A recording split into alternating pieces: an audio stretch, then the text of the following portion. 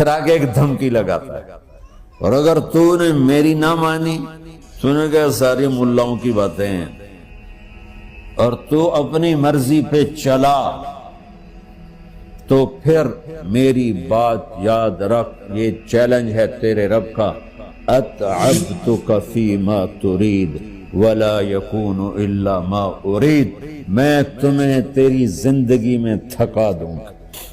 کہ جنہوں نے اتنے گناہ کیے ہیں کہ ان کا جسم گناہوں میں ڈوب گیا ہے، وہ نظر ہی نہیں آتا، صرف اوپر گناہ ہی گناہ نظر آ رہا ہے، نافرمانیاں نظر آ رہی ہیں، ان کا اپنا وجود اس میں نظر ہی نہیں آ رہا۔ اللہ کہہ رہا ہے یا عبادی، اور تسی بھی میرے ہی ہو، آ جاؤ آ جاؤ۔ بتاؤ ایسے مہربان رب سے بغاوت کرنا ہے کوئی غیرت کی بات؟ چند روزہ زندگی کے پیچھے، چند ٹکوں کے پیچھے، چند پیسوں کے پیچھے، بھائیو اللہ ایک ذہن بناتا ہے کہ تم جہاں بھی ہو اللہ کی طاقت کے نیچے ہو، اللہ کے سائے کے نیچے ہو، اللہ کی قدرت سے باہر نہیں ہو۔ قل ارأيتم ان جعل الله عليكم الليل سرمدا الى يوم القيامة من اله غير الله ياتيكم بضياء افلا تسمعون، مجھے بتاؤ اگر میں رات کو کھڑا کر دوں، اللہ اکبر، اور سورج کو نکلنے نہ دوں، تو کوئی ہے جو رات ختم کر سکے؟ کوئی ہے جو سورج کو لا سکے؟ تو تمہاری زمین کا ٹیمپریچر اتنا مائنس میں جائے گا کہ تم سارے ہی برف بن جاؤ گے۔ پھر اللہ کہتا قل ارأیتم ان جعل اللہ علیکم النہار سرمدا الى یوم القیامہ من الہ غیر اللہ یاتیکم بلیل تسکنون فیہ افلا تبصرون، مجھے بتاؤ اگر میں دن کو کھڑا کر دوں، آسمان کے وسط میں سینٹر میں سورج کو کھڑا کر دوں، اسے ڈوبنے نہ دوں، کوئی ہے تیرے رب کے سوا جو اس کو لے جائے اور جا کے وہاں غروب کر دے؟ اس طرح اللہ ذہن سازی کرتا ہے۔ اگر سورج ڈوبے نہیں تو چند دن میں ساری زمین کو آگ لگ جائے گی، چند دن وہ نکلے نہیں تو زمین فریز ہو کے پوری کی پوری فریزر بن جائے گی، ہم بھی اس میں برف بنے پڑے ہوں، اور اگر وہ ڈوبے نہیں تو پوری دنیا کو آگ لگ جائے گی۔ تو اللہ تعالیٰ اس طرح قرآن کی آیات اور واقعات سے بھائیو ایک ذہن بناتا ہے کہ یہاں وہ ہوتا ہے جو اللہ چاہتا ہے، اور تم کہتے ہو ساڈا بھی پورا ہوئے، تو آگے اللہ تعالیٰ ایک ڈیل کرتا ہے، کہتا ہے بڑا سوکھا کام ہے، کوئی مسئلہ ہی نہیں، فَإِن سَلَّمْتَ لِي فِي مَا أُرِيد، یہ میں نے جملہ ابھی نہیں پڑھا تھا، اب پڑھ رہا ہوں، فَإِن سَلَّمْتَ لِي فِي مَا أُرِيد كَفَيْتُكَ فِي مَا تُرِيد۔ میرے بندے، تم گلاسگو میں، ڈنڈی میں، ایڈمبرا میں، مدرول میں رہتے ہو، یا مدینے میں، یا مکے میں، یا جدے میں، تم یہاں اس چند روزہ زندگی میں وہ کر دو جو میں چاہتا ہوں، یہاں وہ کر دو جو میں چاہتا ہوں، اس کے پیچھے نہ بھاگو جو تم چاہتے ہو، تم یہاں وہ کرو جو میں چاہتا ہوں، تو کیا ہوگا؟ کفیتک فیما ترید، میں تیری ہر چاہت پوری کر دوں گا، تیری ہر چاہت پوری۔ یہی سے دیکھو ہم اپنی مرضی پوری کیوں کرتے ہیں؟ سیٹسفیکشن کے لیے۔ اور آج جیسی دنیا ڈپریشن کا شکار ہے کبھی نہیں ہوئی۔ ساری دنیا میں جو دوا سب سے زیادہ بک رہی ہے وہ ڈپریشن کی ہے، پوری دنیا، ساؤتھ افریقہ دے جنگل چھڑ کے پوری دنیا میں سب سے زیادہ جو دوا بک رہی ہے وہ ہے ڈپریشن کی۔ جب ہر چاہا پورا ہو رہا ہو پھر ڈپریشن کیوں ہے؟ کہ سسٹم اوپر سے چل رہا ہے، نیچے نہیں۔ کیا لطف انجمن کا جب دل ہی بجھ گیا ہو، اللہ دل کو کی خوشیاں نکال لے تو دنیا کی کوئی رونق اللہ کی قسم آپ کو خوشیاں نہیں دے سکتی، اور اللہ دل میں خوشیاں بھر دے تو موت کو بھی ہنستے ہوئے گلے لگاؤ۔ میرے نبی کے نواسے نے کربلا میں کس خوشی سے موت کو گلے لگایا، کس خوشی سے اولاد کو ذبح کروایا، کس خوشی سے سر کو نیزے پہ چڑھوایا۔ تو اللہ تعالی ہم سے ایک ڈیل کرتا ہے، فَإِن سَلَّمْتَ لِي فِي مَا أُرِيد، چند دن ہیں زندگی کے، اس میں وہ کر دو جو تیرا رب کہہ رہا ہے۔ اور اللہ کی قسم اللہ ہر وہ شے کہتا ہے جو میرے لیے مفید ہے، اور اللہ کی قسم اللہ ہر اس شے سے روکتا ہے جو میرے لیے نقصان دہ ہے۔ تو پھر اللہ کہتا ہے کفیتک فی ما ترید، جو چاہو گے کر دوں گا، یہیں سے شروع کر دوں گا۔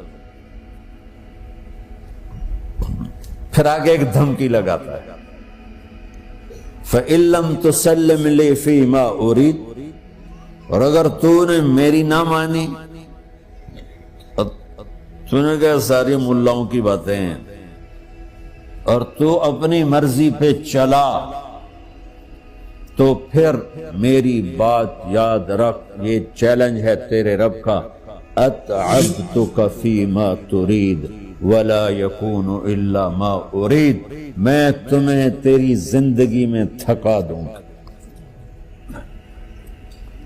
جس کو آج ڈپریشن کہتے ہیں، میں تجھے تیری زندگی میں تھکا دوں گا، تیری خواہشات پوری کر کے بھی تجھے رلا دوں گا، اور پھر آخر میں ہوگا وہ جو تیرا رب چاہتا ہے۔ تو اس تھوڑی سی زندگی میں کیوں نہیں وہ کر لیتے ہو جو وہ کہہ رہا ہے؟ وہ میرا رب ہے، میرا باس، میرا رب۔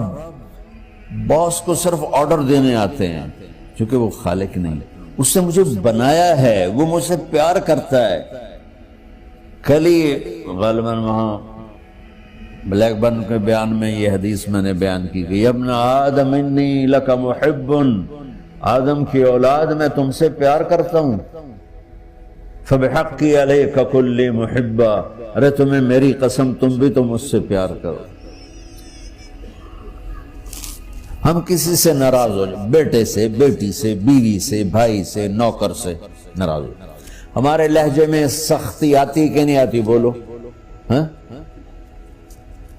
ایک ہی بیٹا ہو لیکن وہ آپ کی مرضی منشا کے خلاف اوور چلا جائے تو آپ ہی کا لہجہ اس کے لیے شدید ہو جائے گا۔ ماں کا ایک ہی بیٹا ہو، اس کا لہجہ بھی اس کے لیے شدید ہو جائے گا۔ اور یہاں تو نوکر سسٹم ہے نہیں، ہمارے ہاں تو نوکر سسٹم ہے تو ان کی عزت ان کے ہاتھ میں پکڑا دیتے۔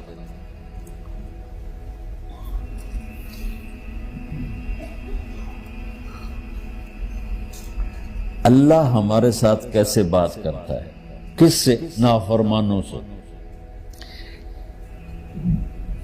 جس آدمی کے پاس پاور ہے اور اس کے نیچے کچھ لوگ ہیں، جب اسے اپنے لوگوں میں کمی نظر آئے گی اور غلط کام کرتا دیکھیں گے، وہ ضرور روڈ ہو جائیں گے۔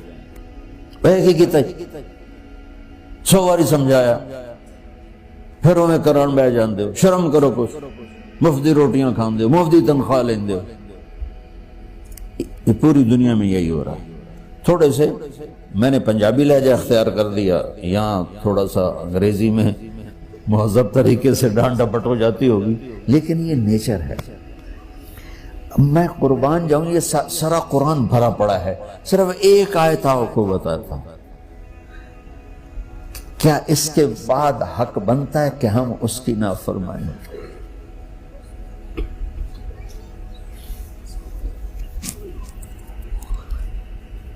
کچھ لوگ ہیں جن کے بارے میں اللہ کہتا خلطوا عملا صالحا وآخر سیئا، میرے کچھ بندے ایسے ہیں کبھی نیکی بھی کر لیتے ہیں، کبھی گناہ بھی کر لیتے ہیں۔ یہ اللہ تعالیٰ قرآن میں خود بتا رہا ہے کہ میرے کچھ بندے ایسے ہیں، کبھی بڑے نمازی بن جاتے ہیں، کبھی مسجد کا راستہ ہی بھول جاتا. اور کچھ بندے ایسے ہیں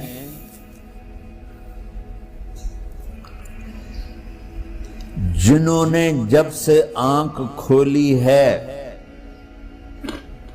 اس دن سے لے کر آج تک ایک کام اللہ کو راضی کرنے والا نہیں کیا.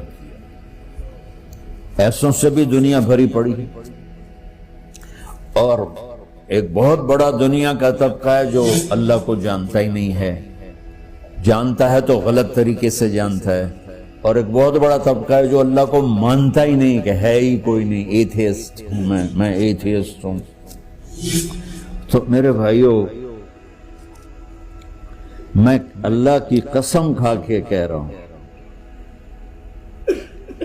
کہ کس محبت سے اللہ نے ان لوگوں کو پکارا ہے، کاش میں آپ کو اس کی وضاحت کر سکوں. یا عبادی الذین اسرفوا علی انفسہم.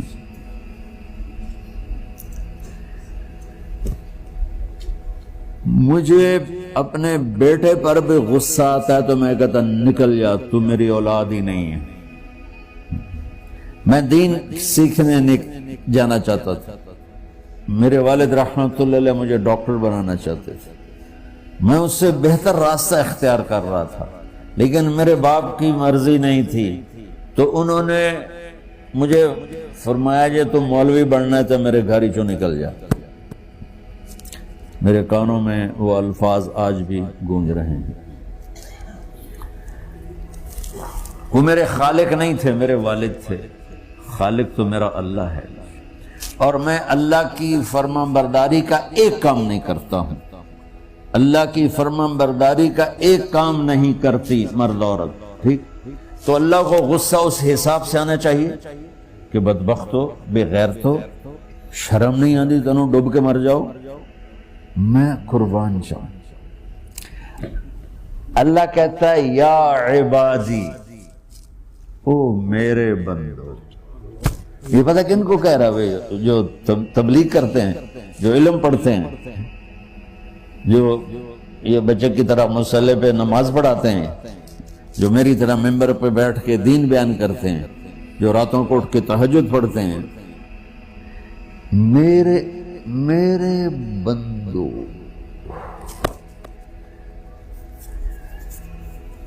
آپ نے دیکھا وہ